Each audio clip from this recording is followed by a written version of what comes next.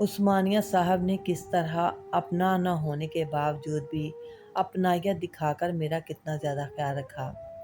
جب میں چھوٹی سی تھی تب ہمارے گھر میں سکون تھا، خوشیاں تھیں۔ ہمارا گھر شہر کے ایک اچھے علاقے میں واقع تھا۔ یہ ایک شاندار کوٹھی تھی جس کا وسیع لان سبزہ زار سے ہرا بھرا رہتا اور رنگ برنگے پھولوں کی وجہ سے جنت کا ٹکڑا معلوم ہوتا تھا۔ بچپن تو ویسے بھی بھلائے جانے والا زمانہ ہی نہیں ہوتا، خواہ جیسا بھی گزرے۔ امی کا تعلق ایک غریب گھرانے سے تھا، جبکہ والد ایک بہت ہی امیر خاندان کے فرد تھے۔ ان کا اپنا کاروبار تھا۔ اللہ نے اتنی برکت دی کہ وہ کروڑ پتی ہو گئے۔ اب دولت ہمارے گھر کی باندھی تھی اور سنبھالے سے نہیں سنبھلتی تھی۔ والد صاحب کا نام یوسف تھا۔ ان کے بھائی نے ان کے ساتھ وہی سلوک کیا جو برادران یوسف نے حضرت یوسف علیہ السلام کے ساتھ کیا تھا، اور اس کی وجہ دولت تھی۔ چچا بھی کاروبار کرتے تھے، لیکن ان کا کاروبار روز بروز کمی کا شکار ہوتا گیا، جبکہ والد صاحب کا کاروبار دن دوگنی رات چوگنی ترقی کرتا گیا۔ آخرکار وہ شہر کے چند گنے چنے امیروں میں شمار ہونے لگے۔ پاپا اپنے خاندان سے بے حد محبت کرتے تھے۔ ان کا کنبہ بہت ہی مختصر تھا، صرف دو بھائی اور ایک بہن، جو بہن کافی عرصہ پہلے شادی کر کے امریکہ چلی گئی تھی۔ چچا اکثر پاپا سے ملنے آتے، اور جب آتے تو اپنے کاروبار کی تباہ حالی کا ہی رونا روتے۔ ان کی مالی حالت ابتر ہو چکی تھی۔ چچا کی خواہش تھی کہ میرے والد انہیں اپنے کاروبار میں شریک کر لیں، اور پاپا بھی بہت رحم دل انسان تھے۔ انہوں نے اپنے بھائی کی پریشانی دیکھ کر انہیں کاروبار میں شریک کر لیا۔ یوں چچا ہمارے کاروبار میں پارٹنر بن گئے۔ گو کہ ان کی سرمایہ کاری تو نہیں لگی تھی، برائے نام کی تھی۔ ساری دولت تو میرے پاپا کی ہی تھی۔ احسان چچا کی دو بیٹیاں اور ایک بیٹا تھا۔ بیٹے کا نام عادل تھا۔ ان کا خیال تھا کہ اگر وہ میری شادی عادل سے کروا دیں تو کاروبار خود بخود عادل کے پاس آ جائے گا اور وہ اس کا سرپرست بن جائے گا۔ یہ ان کے دل کا خیال تھا، لیکن وقت کیا کرتا ہے یہ کوئی پتہ نہیں چلتا۔ خیر، وقت گزرتا گیا، پاپا اور چچا کے درمیان محبت بڑھتی گئی۔ کاروبار کے علاوہ دیگر معاملات میں بھی ان کی سوچ مشترک ہونے لگی، لیکن مجھے اپنے بزرگوں کے ان عزائم کا کچھ علم نہ تھا۔ خدا کا کرنا ایسا ہوا کہ اجل نے پاپا کو جلد آ لیا۔ میں اور امی اس دنیا میں اب تنہا رہ گئے۔ بچپن میں ہمارا گھر سنبھالا ہوا تھا، چچا نے سنبھالا ہوا تھا۔ ان دنوں میں میٹرک میں تھی۔ اس وقت عادل نے میرا بہت زیادہ ساتھ دیا، ورنہ شاید میں امتحان بھی نہ دے پاتی۔ ملازمہ اماں زبیدہ میرا بہت خیال رکھتی تھی۔ وہ پچھلے 15 سال سے ہمارے ساتھ رہتی تھی اور ہمیں گھر کے فرد کی طرح عزیز تھی۔ انہوں نے مجھے بچپن سے سنبھالا تھا اور ماں جیسی محبت بھی دی تھی، اور میں بھی انہیں بہت عزت دیتی تھی۔ پہلے 1 سال تک چچا اور چچی ہم سے اچھا برتاؤ کرتے رہے، لیکن پھر ان کی نیت میں فتور آنے لگا۔ میں آگے تعلیم حاصل کرنا چاہتی تھی، لیکن چچا نہیں چاہتے تھے کہ میں مزید آگے پڑھوں۔ چنانچہ انہوں نے مجھے کالج میں داخلہ لینے سے روک دیا، جبکہ عادل کو اعلیٰ تعلیم کے لیے برطانیہ بھجوا دیا گیا۔ اور یہ بھی حقیقت ہے کہ جو نوجوان بیرون ملک چلے جاتے ہیں وہ اکثر وہیں کے ہو کر رہ جاتے ہیں۔ ان کے سامنے ایک نئی دنیا ہوتی ہے، ایک مقصد ہوتا ہے، اور اگر وہ ان کے مقاصد پورے ہو جائیں تو وہ واپس پلٹ کر آنے کا نام ہی نہیں لیتے۔ کم از کم ہمارا تو یہی تجربہ رہا۔ امی میری فکر میں دن بہ دن بیمار ہوتی گئیں۔ انہیں ہر وقت یہ خیال ستاتا کہ اگر میں نہ رہی تو میری بیٹی کا کیا بنے گا۔ بے شک میں اکلوتی وارث ہونے کے ناطے پاپا کی تمام جائیداد کی وارث تھی، لیکن اس وقت کاروبار اور جائیداد کی نگرانی چچا کے ہاتھ میں تھی۔ رفتہ رفتہ چچا اور چچی کا رویہ ہم سے بدلنے لگا۔ چچی میری ماں کے ساتھ اچھا سلوک نہیں کر رہی تھی۔ ان کا باقاعدہ علاج نہیں کروایا جا رہا تھا اور جان بوجھ کر غفلت برتی جا رہی تھی۔ امی جان چکی تھیں کہ چچا اور چچی ان کے مرحوم شوہر کی دولت اور جائیداد پر قبضہ جمانے کا منصوبہ بنا چکے ہیں۔ امی کے میکے والے بہت غریب تھے، جن سے والد صاحب کا تعلق بہت ہی کم رہا تھا، اس لیے ان سے کسی قسم کی توقع رکھنا بھی بیکار تھا۔ میں بہت طبی کامسن تھی، اپنوں کے ارادوں سے بے خبر تھی، لیکن جب ہماری ملازمہ زبیدہ اماں کو بھی یہ احساس ہو گیا کہ چچا اور چچی کے ارادے نیک نہیں ہیں، تو وہ اور زیادہ ہمارا خیال رکھنے لگے، کیونکہ وہ شروع سے ہی ہمارے پاس رہتی تھی۔ وہ چاہتی تھی کہ جو دعائیں چچی امی کو کھلاتی ہیں وہ اماں زبیدہ خود اپنے ہاتھوں سے دیں، مگر چچی انہیں دعاؤں کے قریب بھی نہیں آنے دیتی تھی۔ ان دواؤں کے استعمال سے میری ماں کی حالت دن بہ دن اور روز بہ روز خراب ہوتی جا رہی تھی، کیونکہ وہ دوائیاں ان کی موت کا سبب بن رہی تھیں۔ زبیدہ اماں چاچی سے کہتی ہیں، بیگم صاحبہ دعائیں بدلوا لیں، کسی اور ڈاکٹر کو دکھا لیں، اس علاج سے تو بیگم صاحبہ کی صحت اور بھی بگڑتی جا رہی ہے۔ مگر وہ غصے سے کہتی، تم چپ رہو، جس بات کا پتہ نہ ہو اس میں بولنے کی ضرورت نہیں، اور یوں وہ انہیں ڈانٹ کر خاموش کروا دیتی۔ چچی رات کو بھی امی کے پاس سوتی، خود اپنے ہاتھوں سے دوا کھلاتی، لیکن کسی ماہر ڈاکٹر کو دکھانے کا کبھی نہ سوچتی۔ اور پھر یہ نتیجہ نکلا کہ میری ماں 2 ماہ کے اندر اندر تیزی سے گھل کر دنیا سے رخصت ہو گئی۔ ان دنوں مجھے انہوں نے امی کی بہن کے گھر بھیج دیا، یہ کہہ کر کہ میں ماں کی حالت دیکھ کر روتی ہوں تو ماں بھی رونے لگتی ہیں۔ وہ دراصل میری ماں کو ہی مارنا چاہتی تھی۔ میں وہاں جانا نہیں چاہتی تھی لیکن چچا کی وجہ سے ان کا حکم ماننے پر مجبور تھی، کیونکہ ہم ان کے رحم و کرم پر تھے۔ مرنے سے پہلے میری ماں نے اماں زبیدہ سے کہا، مجھے شک ہے کہ دیورانی مجھے غلط دوا دے رہی ہے اور مجھے آرام نہیں آ رہا۔ جب دوا اندر جاتی ہے تو کلیجہ منہ کو آتا ہے۔ یہ مجھے کوئی ایسی چیز دے رہی ہے جس کا زہر آہستہ آہستہ مجھ پر اثر کر رہا ہے اور میں اپنی جان کو نکلتا ہوا دیکھ رہی ہوں۔ خدا جانے امی کو یہ احساس کیسے ہوا، بہرحال یہ شک درست تھا یا نہیں میں کچھ کہہ نہیں سکتی، لیکن یہ حقیقت ہے کہ میری ماں جو پہلے اچھی بھلی صحت مند تھی، اچانک دنیا سے رخصت ہو گئی۔ جتنا قہر میرے دل پہ ٹوٹا، خدا کسی پر نہ ڈالے، کیونکہ میں باپ اور ماں دونوں سے محروم ہو گئی تھی۔ ایک بنتی ہوئی جنت جیسے گھر میں پلنے والی گڑیا جیسی بچی حالات کے بے رحم تپیڑوں سے ٹوٹ پھوٹ گئی۔ ابھی میری عمر صرف 16 برس تھی کہ میں یکدم ایک سمجھدار لڑکی میں بدل گئی، جس کے اپنے ہی اس کے جانی دشمن بن چکے ہوں، تو اسے انہی کے بیچ رہنا بھی تھا۔ میں جو کبھی ایک چنچل اور لاڈلی لڑکی تھی، تنہائی پسند اور بوڑھوں جیسی سنجیدہ ہو گئی تھی، خاموشی کے سمندر میں ڈوب گئی تھی۔ جب کالج میں داخلے کا وقت آیا تو چچا نے صاف کہہ دیا کہ ماں باپ کا تو سایہ اس کے سر پر نہیں ہے اور زمانہ بھی بہت خراب ہے، تو مجھ پر بڑی ذمہ داری ہے۔ ماریا اب آگے نہیں پڑے گی۔ چچا نے اپنا فیصلہ سنا دیا اور کہا کہ بلکہ میں تو جلد اس کی شادی کر کے ایک بڑی ذمہ داری سے سبکدوش ہونا چاہتا ہوں۔ مجھے پڑھنے کا بے حد شوق تھا۔ میرے ماں باپ نے جانے میرے لیے کیا خواب دیکھے تھے۔ سوچا بھی نہ تھا کہ میٹرک کے بعد کالج کی شکل بھی نہ دیکھنے کو ملے گی۔ اس ظلم پر صبر آتا ہی نہیں تھا۔ میں تو روتے روتے ہلکان ہو جاتی تھی، پھر اماں زبیدہ کے کوارٹر میں جا بیٹھتی تھی اور جی بھر کے روتی تھی۔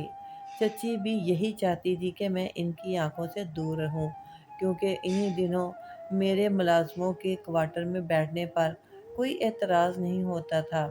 اس کی ایک بڑی وجہ یہ بھی تھی کہ جب بھی میں ان کی بیٹیوں کے لیے اچھے رشتے آتے تو وہ لوگ رشتہ لانے والے مجھے پسند کر لیتے تھے، کیونکہ میں خوبصورت تو بہت تھی لیکن ابھی کم سن تھی۔ اور یہ بات چچی کو سخت ناگوار گزرتی۔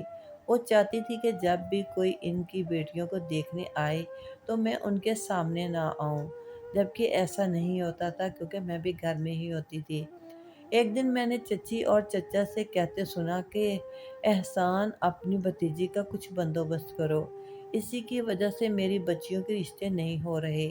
یہ سامنے آ جاتی ہے تو دیکھنے والے کی نظریں اسی کے چہرے پر ٹھہر جاتی ہیں عثمانیہ میرا بہت اچھا دوست ہے، اس کی بیوی فوت ہو چکی ہے، وہ ایک اعلیٰ عہدے پر کام کر رہا ہے، عمر کچھ زیادہ ہے مگر مالدار بہت زیادہ ہے، اسے دوسری شادی کی اشد ضرورت ہے، اگر نو عمر لڑکی مل جائے تو خوش ہو جائے گا، لیکن کیونکہ اس کی کوئی اولاد بھی نہیں اور وہ اولاد کا خواہش مند ہے۔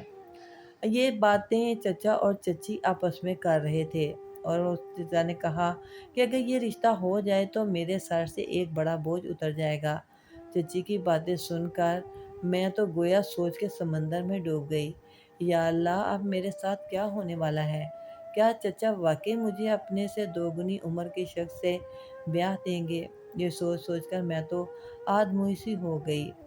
میں نے یہ بات اماں زبیدہ کو بتائی تو وہ بھی فکر مند ہو گئی، بولی کہ ایک ہی راستہ ہے، اگر تمہاری پھپھو سے رابطہ ہو جائے تو شاید وہی احسان میاں کو روک سکے۔ میں نے کہا میں کیسے ان سے رابطہ کروں؟ تو وہ بولی کہ امی اور پاپا کے وفات پر بھی نہیں آئی تھی تمہاری پھپھو، میرے پاس ان کا تو پتہ بھی ہے، ان کا پتہ ہے اور نہ فون نمبر، اور چچا تو ہمیں ان کا نمبر کبھی بھی نہیں دیں گے۔ عادل نے بھی امریکہ جا کر شادی کر لی تھی، اب اس کا آسرا بھی نہیں رہا تھا۔ ہم انہی سوچوں میں گم تھے کہ ایک دن چچا نے عثمانیہ صاحب کو دعوت پر بلا لیا۔ بہت پرتکلف کھانے تیار کیے گئے، چچی نے مجھے بھی خوب سجا سنوار کر کھانے کی میز پر بٹھا دیا، کیونکہ ان کا ارادہ تھا عثمانیہ کے ساتھ میری شادی کرنے کا۔ مجھے دیکھ کر عثمانیہ صاحب حیران ہی رہ گئے، ان کے چہرے پر ایک لمحے کو حیرت پھر افسوس کے آثار نمودار ہوئے۔ انہوں نے دل میں سوچا کہ ان لوگوں کو کیا ہو گیا ہے، اس معصوم بچی پر بھی رحم نہیں آیا۔ کیا واقعی میں 55 سال کی عمر میں اس ننھی سی بچی کے ساتھ شادی کروں گا؟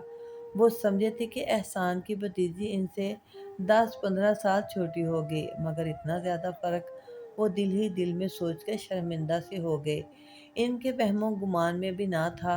مجھے دیکھ کر ان کا چہرہ مغموم ہو گیا۔ چچا نے بھی ان کے چہرے کے تاثرات کو بھانپ لیا۔ دراصل عثمانیہ صاحب نے اپنی زندگی کا بڑا حصہ بیرون ملک گزارا تھا۔ انہوں نے کہا کہ میں ماریہ سے علیحدگی میں بات کرنا چاہوں گا، اگر آپ برا نہ مانیں، کیونکہ میں لڑکی کی رضامندی جاننا چاہتا ہوں۔ عثمانیہ صاحب نے اپنا موقف بیان کیا۔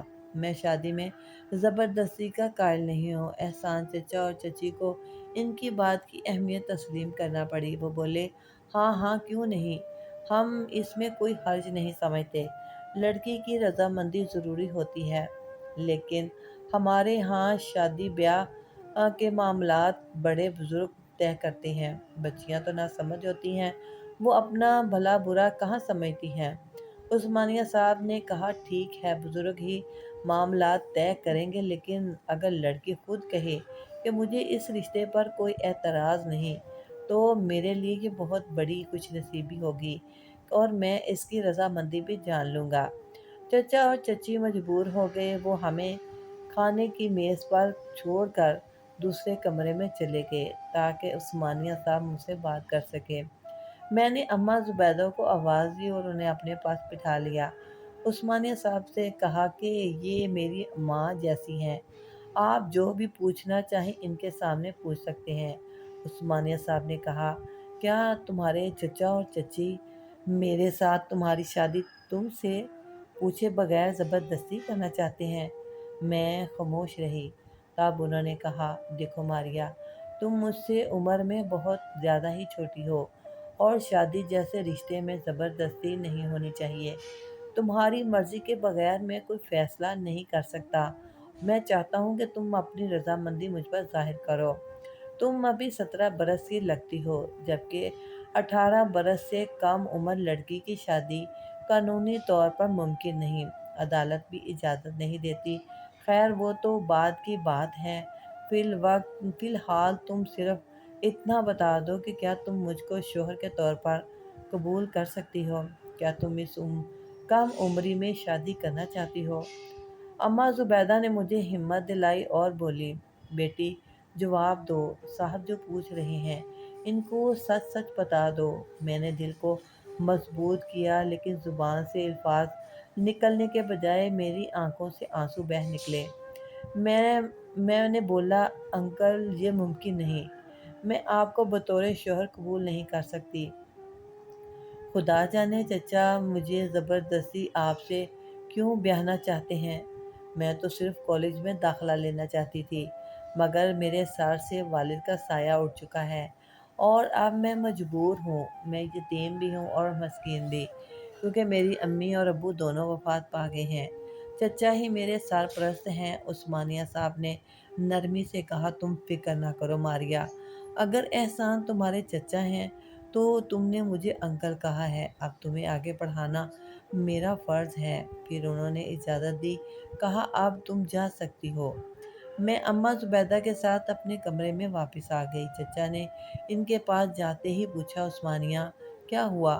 بچی نے ہماری لاج رکھی؟ عثمانیہ صاحب نے جواب دیا، ہاں ہاں، مگر ایک شرط پر۔ اسے آگے پڑھنے کا شوق ہے اور میں اسے اسی صورت قبول کروں گا کہ وہ اپنی پہلے تعلیم مکمل کرے۔ چچا بولے، ہمیں منظور ہے، لیکن آپ نکاح کی رسم کر لیں، رخصتی شادی کے بعد ہو جائے گی۔ عثمانیہ صاحب نے کہا، نکاح تو کچھ عرصے کے بعد بھی کر لیں گے، پہلے اس کا کالج میں داخلہ تو کروائیے۔ وہ آرٹس پڑھنا چاہتی ہے، جو اس شہر کے کسی کالج میں بھی نہیں ہے، لیکن اس کے لیے اگر آپ مان جائیں تو اسے لاہور کے آرٹس کالج میں داخلہ لینا پڑے گا۔ چچا بولے، اس میں تو کوئی حرج نہیں، آپ ماریا کو لاہور کالج آف آرٹس میں داخلہ کروا دیں، وہ کسی گرلز ہاسٹل میں رہ لے گی، یہ مراحل پورے ہو جائیں گے تو نکاح بھی کر لیں گے۔ لیکن چچا کو تو میرا دوسرے شہر کالج میں داخلہ لینا نامنظور تھا، کیونکہ وہ نہیں چاہتے تھے کہ میں ان کی ذمہ داری بھی رہوں اور کالج میں داخلہ بھی لوں۔ انہوں نے مجھے لاہور بھیجنے سے انکار کر دیا اور کہنے لگے، اگر یہاں کے کسی کالج میں داخلہ لینا چاہیے تو میں کرا دوں گا، لیکن لڑکی کو ہاسٹل بھیجنے کا قائل نہیں۔ ہاں، اگر آپ آج کل میں نکاح کر لیں تو اپنی ذمہ داری پر جہاں چاہیں داخل کروا دیں۔ عثمانیہ صاحب نے کہا، ٹھیک ہے، پھر مجھے کچھ وقت دیجیے، میں سوچ کر جواب دوں گا۔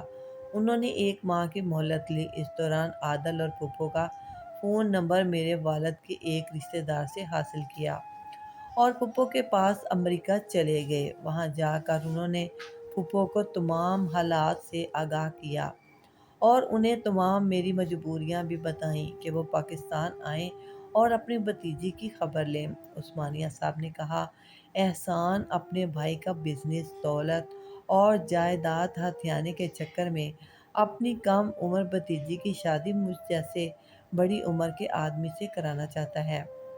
میرے نزدیک تو ماریا میری اپنی بھتیجی کی طرح ہے، مگر اس کی حفاظت کرنا آپ کا فرض بنتا ہے۔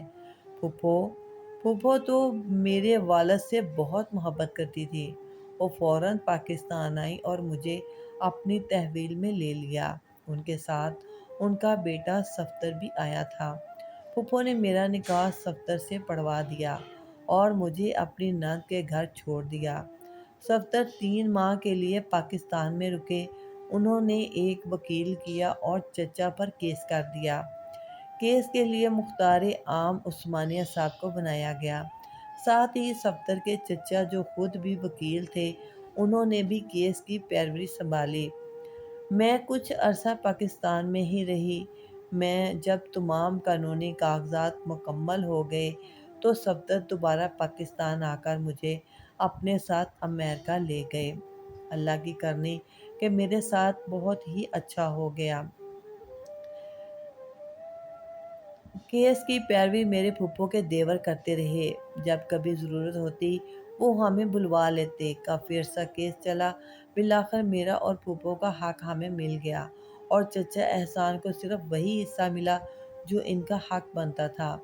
میرے والد کی کوٹھی بھی ہمیں واپس مل گئی۔ یوں چچا کو وہ گھر خالی کرنا پڑا۔ میں عثمانیہ انکل کی بے حد شکر گزار ہوں کہ اگر وہ فرشتہ صفت انسان میری مدد نہ کرتے تو میرا کوئی پرسان حال نہ ہوتا۔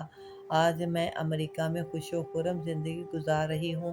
اپنی کہانی کے ذریعے میں یہ بتانا چاہتی ہوں کہ جب کسی کے والدین فوت ہو جاتے ہیں تو یتیم بچوں کو لوٹنے والے اکثر وہی ہوتے ہیں جو ان کے سب سے قریبی رشتہ دار کہلاتے ہیں، اور اپنے مارتے بھی وہاں ہیں جہاں سے پانی نہ ملے۔ لہٰذا اپنوں سے بچ کر رہیں اور اپنی سمجھداری سے اور دھیان سے زندگی گزاریں۔ ویڈیو اچھی لگے تو سبسکرائب کر دیں۔